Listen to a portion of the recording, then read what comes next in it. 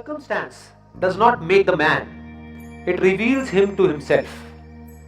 मतलब हमारी लाइफ में जो भी सर्कमस्टांसेस होते हैं, चैलेंजेस होते हैं, प्रॉब्लम्स होती है, या कुछ ऐसी सिचुएशंस होती है जहां पर जाकर के ऐसा लगता है कि मैं तो फंस गया हूं पूरी तरह से, अब शायद मैं यहां से कभी बाहर ही नहीं निकल पाऊंगा। होता है ना ऐसा?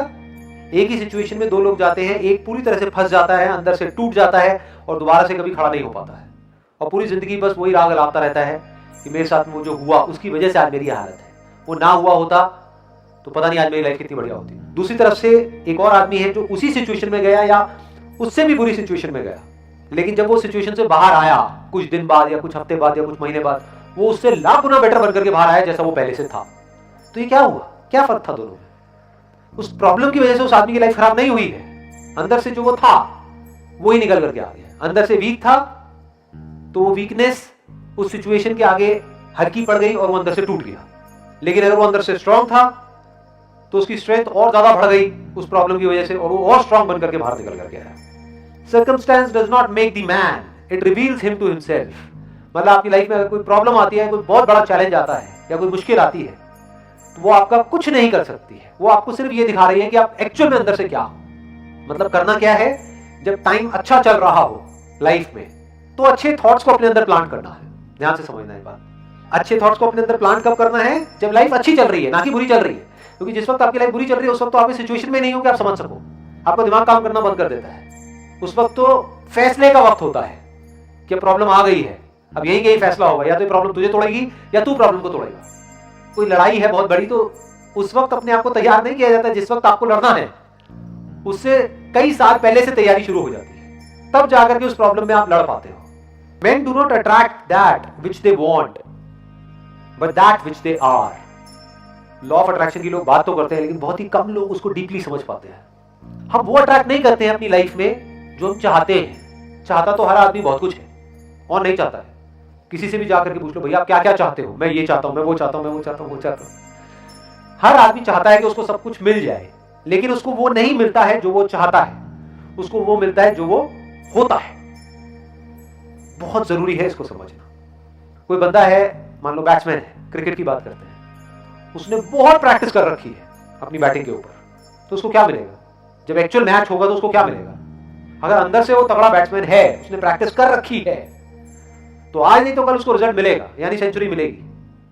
दूसरी तरफ से एक बंदा है, वो चाहता बहुत कुछ है लेकिन अंदर से वो बेकार है, तो उसको क्या मिलेगा? मान लो उसकी अप्रोच भी है, उसके कनेक्शंस भी है, तो क्या उसको सक्सेस मिल जाएगी लॉन्ग टर्म में? गलती से अगर अंदर चला भी गया तो एक मैच, दो मैच, तीन मैच, उसके बाद में बाहर आ जाएगा। तो किसको क्या मिला?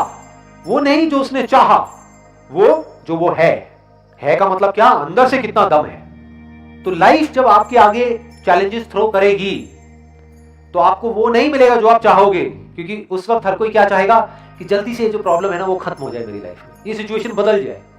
मेरी जो हेल्थ है ना, मान लो हेल्थ के लेवल पे कोई बहुत बड़ी प्रॉब्लम आ गई, तो हर बंदा क्या चाहेगा उस वक्त? कि मेरी हेल्थ की प्रॉब्लम चली जाए और मैं जल्दी से ठीक हो जाऊं।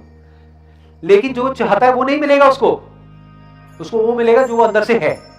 यानी अगर कभी उसने अपनी थिंकिंग पे काम ही नहीं किया है, और ये जो माइंड है जिसकी गार्डन की अभी हमने बात करी, वो ऐसा गार्डन है जहां पर कांटे वाली घास है, तो वो और डर जाएगा।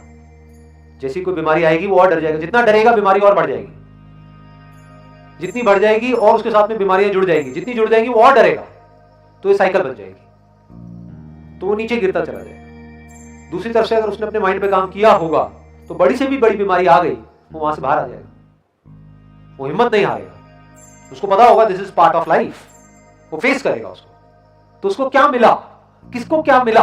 एक तरफ से एक बंदा टूट गया बीमारी की वजह से, एक तरफ से दूसरा बंदा उस बीमारी से बाहर आ गया, मान लो 1 महीने बाद, 2 महीने बाद, 3 महीने बाद। एक तरफ से एक बंदा है जिसकी बीमारी और बढ़ गई, शुरुआत हुई थी एक छोटी सी बीमारी से लेकिन अल्टीमेटली बढ़ती चली गई।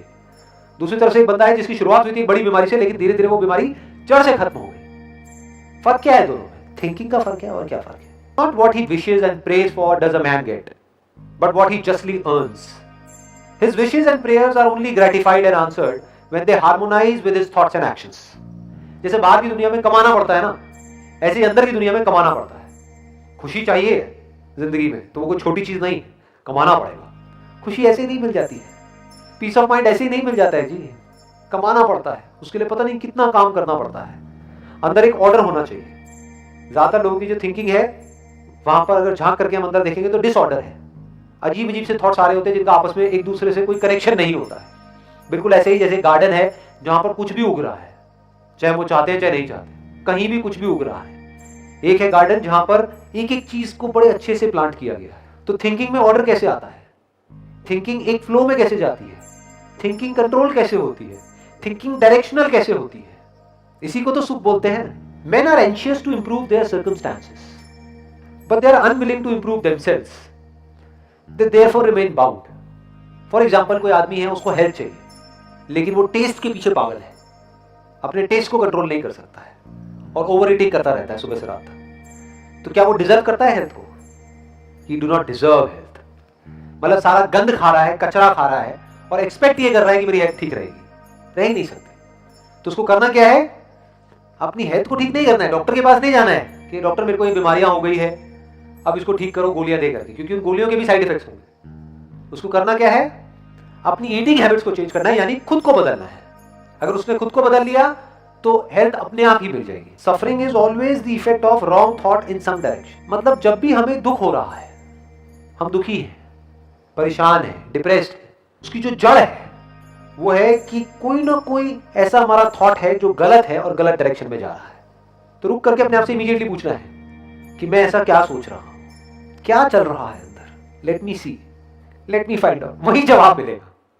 अगर मूड खराब है या आपको बुरा लग रहा है तो ज्यादातर लोग क्या करते हैं, उसे एस्केप करते हैं, अपना ध्यान वहां से हटाएंगे, मोबाइल को ऑन करके उसमें इंडल्ज हो जाएंगे, अपने ध्यान को वहां से हटाने की कोशिश करेंगे। जबकि ये नहीं करना है, क्योंकि सफरिंग वहीं की वहीं है, दुख वहीं की वहीं पड़ा हुआ है।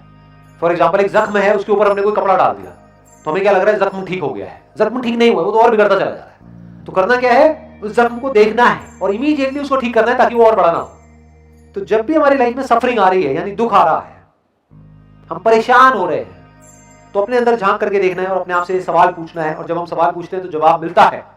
अपने आप से सवाल पूछना है कि मैं ऐसा क्या सोच रहा हूं जो कि गलत डायरेक्शन में है, जिसकी वजह से मैं ऐसा फील कर रहा हूं, और क्या उसकी डायरेक्शन को ठीक किया जा सकता है? डेफिनेटली किया जा सकता है। थॉट ही तो है। थॉट किसके हाथ में है? पूरी तरह से आपके हाथ में है।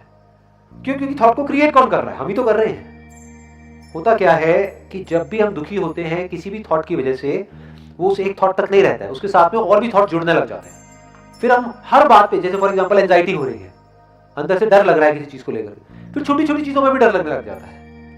ऐसी ऐसी चीजें जो आप बिना किसी डर के करते थे, वो करने के नाम से भी डर लगता है। अरे ये हो गया तो क्या होगा, वो हो गया तो क्या होगा। तो डर बढ़ता चला जाता है। मतलब माइंड का एक सीधा सा फंडा है, whatever your mind focuses on starts expanding, वो एक्सपैंड होने लग जाता है। तो अगर उसको वही नहीं रोका गया तो वो एक्सपैंड होता चला जाएगा। दुख को वही नहीं रोका गया तो वो एक्सपैंड होता चला जाएगा। और दुख से भागने से दुख खत्म नहीं होता है, दुख की जड़ तक जाने से दुख खत्म होता है।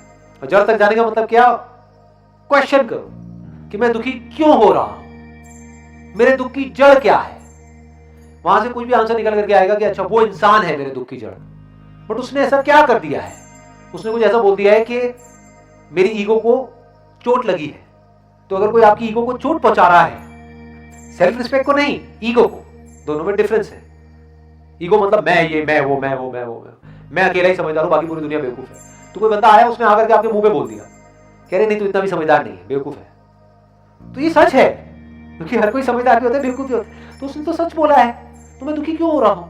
वो तो मेरा दोस्त है, बल्कि और जितने भी लोग हैं वो मेरे दोस्त बनते हैं लेकिन है नहीं, क्योंकि मुंह पे मेरी तारीफ करते पीछे से मजाक उड़ाते हैं। अकेला ये बंदा है जिसमें दम है मेरे मुंह पे बोलने का कि तू बेवकूफ है। तो मैं परेशान क्यों हो रहा हूं? क्यों ना मैं उसकी बात को समझूं, और हो सकता है उसकी बात में दम हो तो उस बात पे एक्ट करूं और काम को खत्म करूं। तो माइंड क्लियर हो गया। Be not impatient in delays, but wait as one who understands when spirit rises and commands the gods are ready to obey. आपने वो कहावत सुनी होगी, खुद ही को कर बुलंद इतना कि खुदा खुद बंदे से पूछे कि बता तेरी रजा क्या है।